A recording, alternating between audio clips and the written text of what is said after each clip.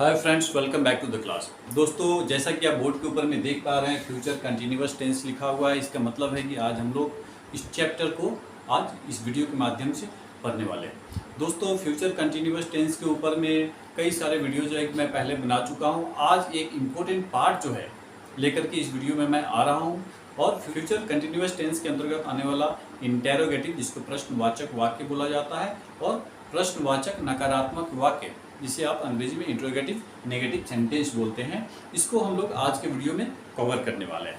Okay दोस्तों, तो आप लोग तैयार हैं? और हाँ, अगर आप पहली बार इस चैनल को देख रहे हैं तो दोस्तों मैं रिक्वेस्ट करूंगा, इसे तुरंत आप सब्सक्राइब कर लीजिएगा और साथ ही साथ बेल आइकन को दबा दीजिएगा। ओके, वीडियो के अंत तक जरूर बने रहिएगा, क्योंकि बहुत सारी चीज़ जो है कि मैं इस वीडियो के अंदर में आज कवर करने वाला हूँ। कई सेंटेंसेस को हम लेंगे और उसका अनुवाद करके हम आपको बताएंगे हिंदी से अंग्रेजी में आप बहुत आसानी से कैसे ट्रांसलेट कर सकते हैं। ओके, तो आइए इस क्लास को आगे बढ़ाते हैं। ओके,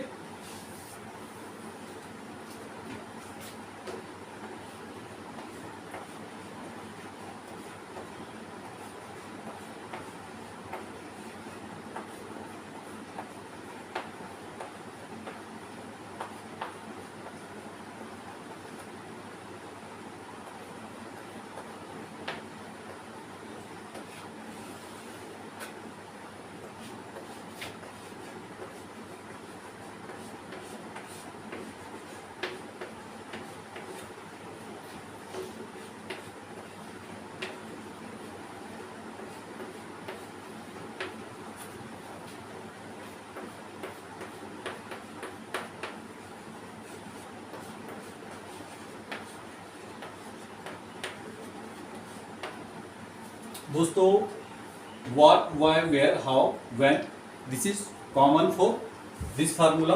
इस फार्मूले में है क्या? What, why, where, how, when plus shall और will plus subject plus be, then plus verb along with ING, then सबसे लास्ट में है आपका ऑब्जेक्ट। ओके, इसी में हम नेगेटिव फार्मूले को भी साथ साथ लिखेंगे। ये what, why, where, how, when, इस प्रकार के जो शब्द हैं वह पहले लिखे जाएंगे। सेकेंड वाले फार्मूले के लिए दिया common.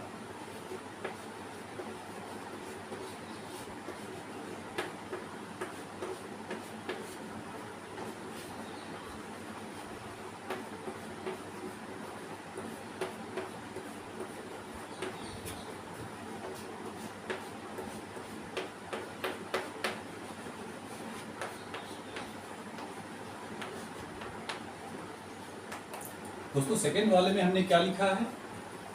What, why, where, how, when plus shall और will plus subject plus not plus be plus verb along with ING, और सबसे अंत में ऑब्जेक्ट लिखा हुआ है।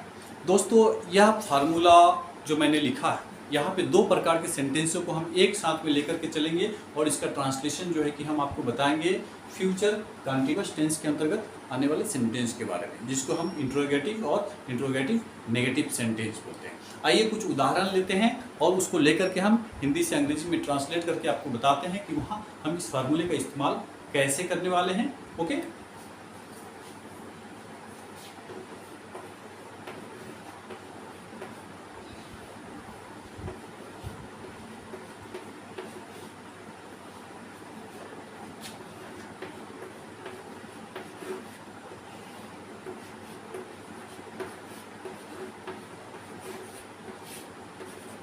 दोस्तों, आपका यहाँ पे सेंटेंस हमने लिया हुआ है, सीता क्यों गाती रहेगी। दोस्तों, आप देख रहे हैं कि आपके इस सेंटेंस में क्यों शब्द लगा हुआ है, जिसकी अंग्रेजी होता है वाई। आपका फार्मूला क्या करता है? सबसे पहले हम वाई जैसे शब्दों को लिखेंगे, तो हम वाई को यहाँ लिख देंगे। इसके बाद में क्या लिखना है? शैल और विल लिखना है, जो कि डिपेंड करता है आपके सब्जेक्ट के ऊपर में। यहाँ सब्जेक्ट है आपका सीता, और सीता के साथ में आपको पता है कि विल लिखा जाता है। हमने यहाँ विल को लिख दिया। देन आपका सब्जेक्ट लिखा जाएगा, हमने सीता को यहाँ लिख दिया। सीता लिखने के बाद हमें क्या करना है? बी लिखना है। आप यहाँ पे देख पा रहे हैं। देन अब बारी आती है वर्ब की। अब हमें यहाँ वर्ब की तलाश करनी होगी। सीता क्यों गाती रहेगी? क्या करती रहेगी? गाती रहेगी। गाने की अंग्रेजी क्या होता है? सिंग। लेकिन हम इसमें आईएनजी लगा के इसे सिंगिंग बना देंगे। ओके, आपका सेंटेंस कहाँ तक बन गया? Why will Sita be singing? दोस्तों आपका यह ट्रांसलेशन जो है कंप्लीट हो चुका है और सेंटेंस बनता है why will Sita be singing, Sita क्यों गाती रहेगी। दोस्तों इसे भी हम नेगेटिव बना सकते हैं, सीता क्यों नहीं गाती रहेगी। ठीक है, जैसा कि दूसरे वाले फार्मूले में आप देख रहे हैं कि सब्जेक्ट के बाद में हमें नोट लगाया हुआ, this is for this kinds of sentence, Sita क्यों नहीं गाती रहेगी। दोस्तों आप देख रहे हैं पहले वाले सेंटेंस में नेगेटिव सेंटेंस वह नहीं था और इसके लिए हमने क्या किया है कि फर्स्ट वाले फार्मूले को यूज किया है जिसमें नोट शब्द का इस्तेमाल नहीं है। लेकिन अब हम सीता क्यों नहीं गाती रहेगी इस सेंटेंस के लिए हम इस दूसरे वाले फार्मूले को यूज करने वाले हैं, जिसके सब्जेक्ट के जस्ट बाद में आप देख पा रहे हैं इस गोल घेरे के अंदर में नोट लिखा हुआ है, मतलब यह नेगेटिव सेंटेंस है। ओके, हमें क्या करना है, फिर वापस वाई को एज इट इज लिखेंगे क्योंकि यह कॉमन है दोनों फार्मूले के लिए। ओके, विल को एज इट इज लिखा जाएगा, सब्जेक्ट सीता को एज इट इज लिखेंगे, देन हमको नोट को यूज करना है। अब आपकी वी लिखा जाएगा, देन अगेन आपका वर्ब लिखा जाएगा आईएनजी के साथ। Why will Sita not be singing, Sita क्यों नहीं गाती रहेगी। दोस्तों आप देख रहे हैं कि बहुत ही आसानी के साथ में हम लोग इस सेंटेंस को लिखे और यहाँ लिखे गए फार्मूले के माध्यम से हमने इसका ट्रांसलेशन किया और बहुत आसानी के साथ में सही यह ट्रांसलेट हो चुका है। दोस्तों आप भी इसी प्रकार से इस प्रकार के वाक्यों का ट्रांसलेशन हिंदी से अंग्रेजी में बहुत आसानी से कर सकते हैं, लेकिन शर्त ये कि वीडियो के अंत तक आपको इसे देखना होगा और समझना होगा इसे बारीकी के साथ। ओके दोस्तों, आइए कुछ और सेंटेंस लेते हैं और समझने का प्रयास करते हैं।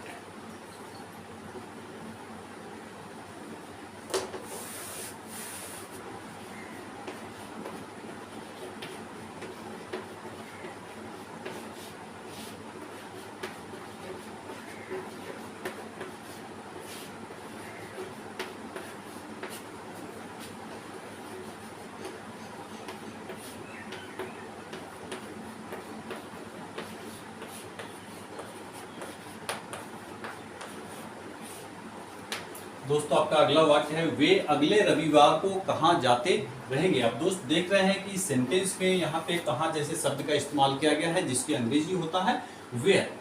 वेयर को हम पहले लिखेंगे,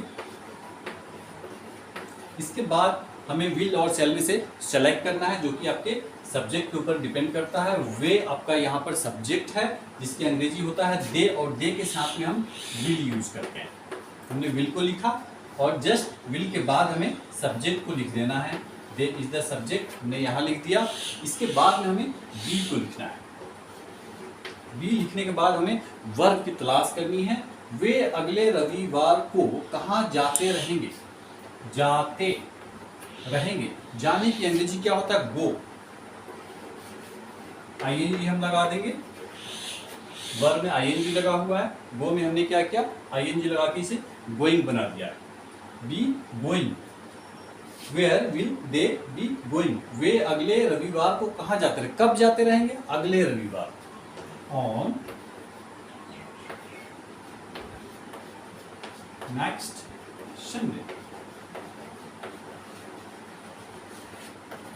दोस्तों आपका सेंटेंस क्या बन गया, where will they be going on next Sunday. वे अगली रविवार को कहाँ जाते रहेंगे। दोस्तों इसी सेंटेंस को हम नेगेटिव बनाकर भी ट्रांसलेट कर सकते हैं।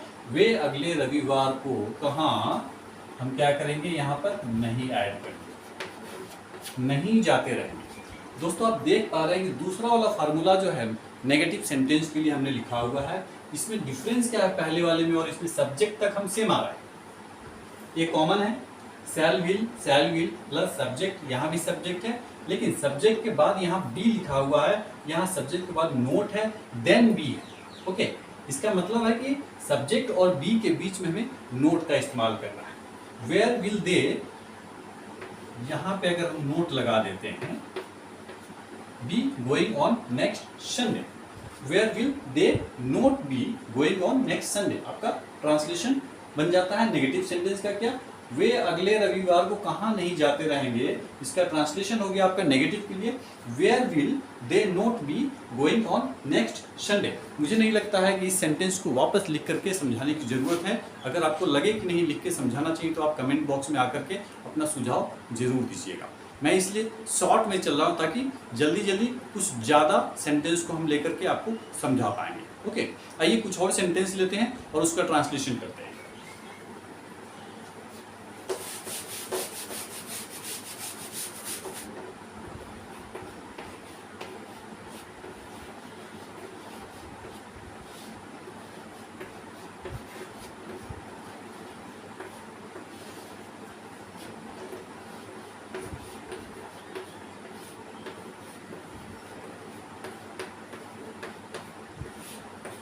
दोस्तों आपका अगला वाक्य है, मैं कब परीक्षा देता रहूंगा।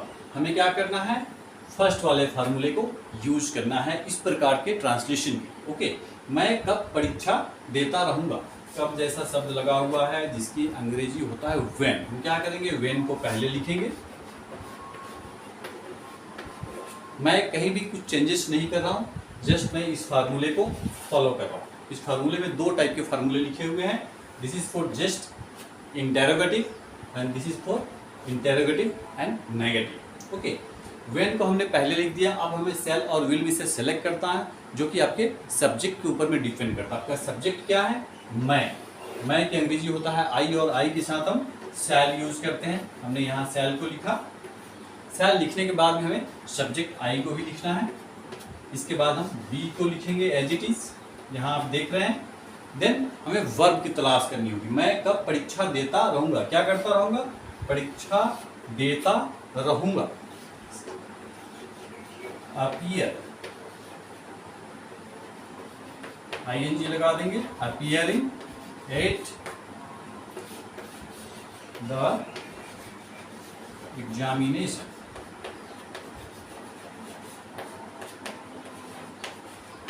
दोस्तों आप देख पा रहे हैं बहुत ही आसानी के साथ में हम लोग इसका ट्रांसलेशन कर पा रहे हैं, बिकॉज हम लोग इन दोनों फार्मूले को यूज कर रहे हैं।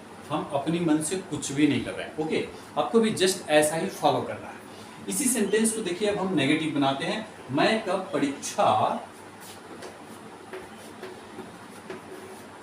नहीं देता रहूंगा। दोस्तों जब हम नेगेटिव बना दिए इस सेंटेंस को, तो हम क्या करेंगे, इस फार्मूले को फॉलो करेंगे। इसमें डिफरेंस क्या है, सब्जेक्ट के बाद में डायरेक्ट बी लिखा हुआ है, लेकिन यहाँ सब्जेक्ट और बी के बीच में हमको नोट का इस्तेमाल करना है। ओके, हमको क्या करना है, नोट कहाँ लगाना है, आपका सब्जेक्ट आई और बी के बीच में हम क्या करेंगे, नोट को ऐड कर देंगे। आपका सेंटेंस क्या बनता है, when shall I not be appearing at the examination. मैं कब परीक्षा नहीं देता रहूंगा। दोस्तों बहुत ही आसान है। मैं दूसरे वाले सेंटेंस को पूरा नहीं लिख रहा हूँ इसलिए क्योंकि बहुत ज़्यादा कुछ कठिन नहीं है। जैसा आप देख पा रहे हैं कि सब्जेक्ट और बी के बीच में नोट लिखा हुआ है। हमने क्या किया है, सब्जेक्ट आई एंड बी के बीच में हमने नोट को लगा दिया है। मुझे ऐसा लग रहा है कि इस सेंटेंस को बिना लिखे भी आप लोग समझ सकते हैं। ओके, अगर आप चाहते हैं इसे पूरी तरीके से समझना चाहते हैं, आप चाहते हैं कि नहीं मैं लिखूं इसको, तो आप कमेंट बॉक्स में आकर के जरूर अपना सजेशन ड्रॉप कीजिएगा। आइए कुछ और सेंटेंस लेते हैं और आगे बढ़ते हैं। ओके,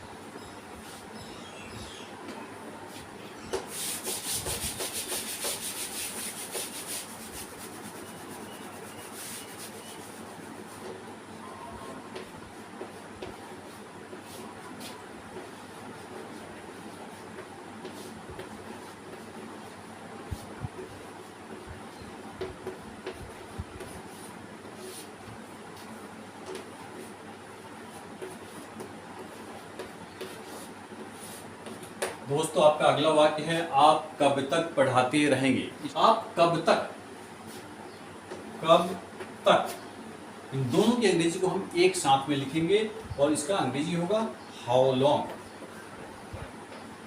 हाउ लॉन्ग, यहां आप देख रहे हैं हाउ जैसा शब्द लगा हुआ है।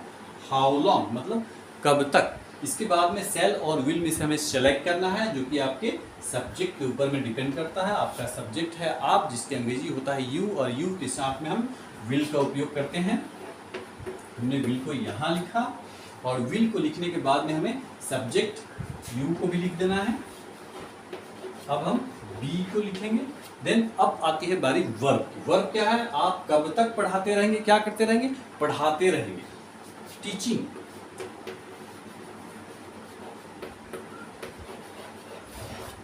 दोस्तों आपका सेंटेंस ट्रांसलेट हो चुका है। बनता क्या है? How long will you be teaching? आप कब तक पढ़ाते रहेंगे?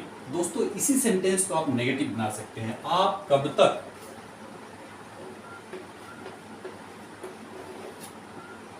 नहीं पढ़ाते रहेंगे? हमको करना क्या है? सब्जेक्ट और बी के बीच में जस्ट नोट को ऐड कर देना है। आपका यह सेंटेंस नेगेटिव बन गया। ओके, फार्मूले में, दोनों फार्मूले के बीच में बस इतना ही डिफरेंस है कि फर्स्ट वाले में सब्जेक्ट के बाद में बी लिखा हुआ है, सेकंड वाले में सब्जेक्ट और बी के बीच में नोट लगा हुआ है। बाकी हर एक जगह पे सेम। आपका सेंटेंस क्या बन गया? How long will you note be teaching? आप कब तक नहीं पढ़ाते रहेंगे? दोस्तों बहुत ही सिंपल है, बहुत ही आसान है। आप इस प्रकार के सेंटेंसों का इन दो फार्मूले के हिसाब से आप बहुत आसानी से ट्रांसलेशन कर सकते हैं। हिंदी से अंग्रेजी में आप बना सकते हैं। मैं उम्मीद करता हूं दोस्तों यह वीडियो आप लोगों को जरूर पसंद आया होगा। अगर आपको यह वीडियो पसंद आया है तो शेयर करना नहीं भूलिएगा, कमेंट करना और लाइक करना नहीं भूलिएगा। So keep watching, keep learning. Thank you.